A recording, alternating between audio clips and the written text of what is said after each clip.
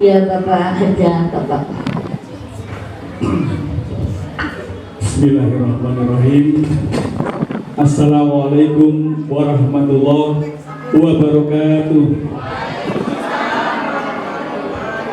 Alhamdulillahirabbil alamin. Wassalatu wassalamu ala asyrofil anbiya'i wal mursalin wa ala alihi washabihi ajma'in. Amma ba'd.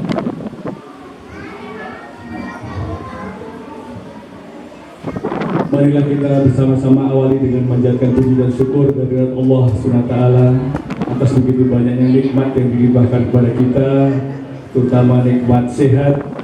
Dan alhamdulillah pelantari pasti pandemi COVID ini mulai melandai, dan semoga dengan ketaatan kita terus menerapkan protokol kesehatan bisa menjadi endemi dan kita semuanya dalam keadaan sehat walafiat, insya Allah panjang umur yang barokah.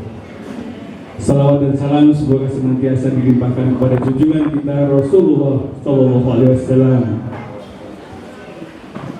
yang kami muliakan, Al-Karom Yazi Ustadz Muhammad Sanusi, segenap pengurus Yayasan SDIP Al-Aqsa Dinas Pendidikan Kota Depok yang saat ini wakili Ibu Pengawas SD, Ibu Yati Agawirwati, orang tua murid, wali murid, dan anak-anakku yang saya sayangi.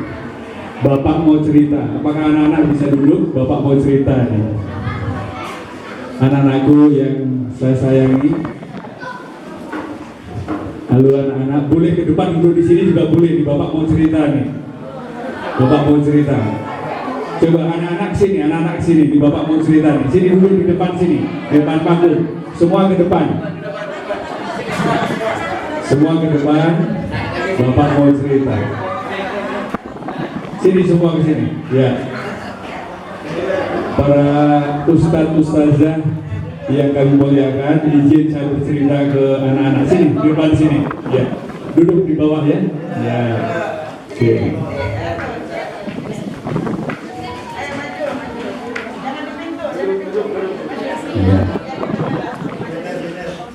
Iya, pinter.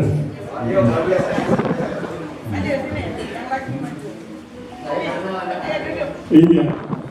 Siapa dari anak-anak ini yang sudah habis? Angkat tangan. Sudah ada yang habis? Ada? Ya. Pernah atau tahu atau bapak ibu guru pernah menyebut birrul walidain? Ada yang tahu? Apa? Saya katakan yang tahu, yang pintar. Birrul walidain. Ada yang tahu? Ya, angkat tangan. Apa artinya? Ayo, jangan takut. Siapa yang tahu? Ya, berbakti atau menghormati orang tua. Siapa yang menghormati orang tua, insya Allah nanti hidupnya sukses. Karena orang tua akan ridho dan Allah akan ridho. Nah sekarang Bapak akan cerita. Siap mendengarkan? Siap mendengarkan? Oke, ya. Sebentar menunggu Pak Ketua Yayasan dulu hadir. Silakan Bapak. Ya. Ya. Ya. Izin Bapak mau cerita. Nah, ada sepasang muda-mudi yang pemudanya ini soleh, yang pemudinya solehah. Pemudanya soleh, pemudanya solehah. Kalau solehah tentu semua rajin sholat, rajin puasa. Sudah cocok, keduanya ini mau berumah tangga. Seperti dulu papa mama kalian. Papa mama kalian, hadir nggak papa mamanya sekarang? Datang tidak? Datang. Nah dulu juga begitu. Akhirnya bertemu. Nah hebatnya si pemuda dan pemudi solehah ini pada saat selesai akad nikah, pernah menyaksikan akad nikah anak-anak? Pernah. Oke, nah, selesai akad nikah, si pemuda ini membisikkan kepada istrinya yang baru saja dinikahi. Istriku yang aku sayangi, dalam rumah tangga ini maukah kita berjanji? Mau berjanji mau mas, mau bang gitu kan. Nah, janjinya karena ini soleh dan solehah nih. Janji kita ini kita ambil dari Al-Quran Al-Baqarah ayat 153. Sekarang Bapak bertanya, siapa yang bisa menyebutkan Al-Baqarah 153? Bapak beri uang nanti kalau bisa. Ayo, ada yang tahu? Ayo, ada yang tahu? Ini janjinya si pemuda-pemudi yang sudah nikah tadi berjanji pakai surat Al-Baqarah ayat 153. Ada yang tahu anak-anak?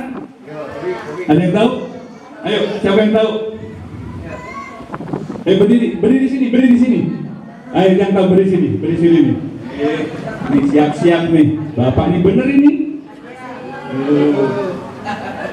Ini siapa yang bisa? 105 ayat 153 ini. Ayo, siapa yang bisa? Ayo cepetan. Bisa. Ayo cepetan. Saya ini masuk lagi nih kalau nggak bisa nih. Ayo nih, bisa nggak nih? Iya.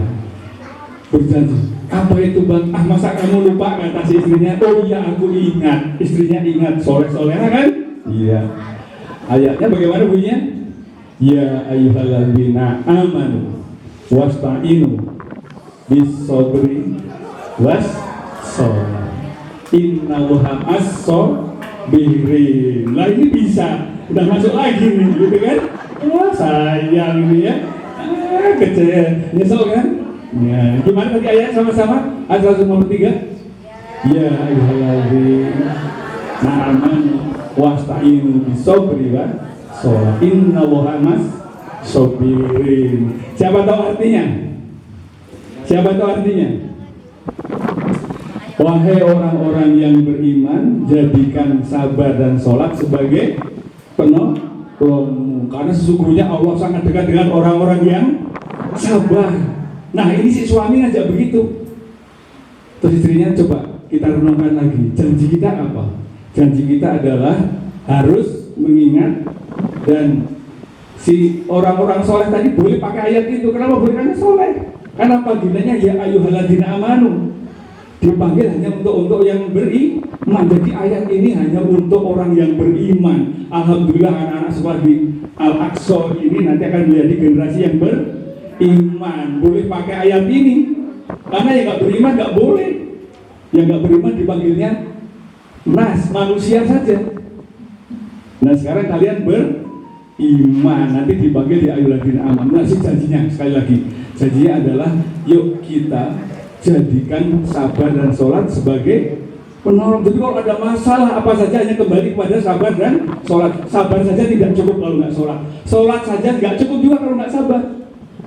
Karena apa yang di belakang tadi, sesungguhnya Allah sangat dekat dengan orang-orang yang sabar. Pernah nggak sulit mengerjakan soal di sekolah? Pernah. Pernah punya masalah? Pernah. Pernah marah-marah tidak sabar? Karena jauh, Allah menjauhi. Karena kalau yang didekati Allah adalah orang-orang yang sabar. Nah, singkat cerita ini si papa mama baru ini dalam kurun 1,5 tahun dianugerahi putra, lahir seorang putra, diberi nama Anugrah, panggilannya Nugrah. Siapa panggilannya? Nugrah. Alhamdulillah tumbuh sehat si bayi ini. Tapi qadarullah, takdir Allah, Nugrah umur 7 bulan papanya meninggal. Jadilah si Nugrah ya yatim. Sedih nggak si ibunya nih? Sedih karena yang bekerja bapaknya, ibunya tidak bekerja. Yang bekerja bapaknya, terus si ibunya, aku harus bagaimana? Aku bagaimana menghidupi anakku sementara suamiku meninggal.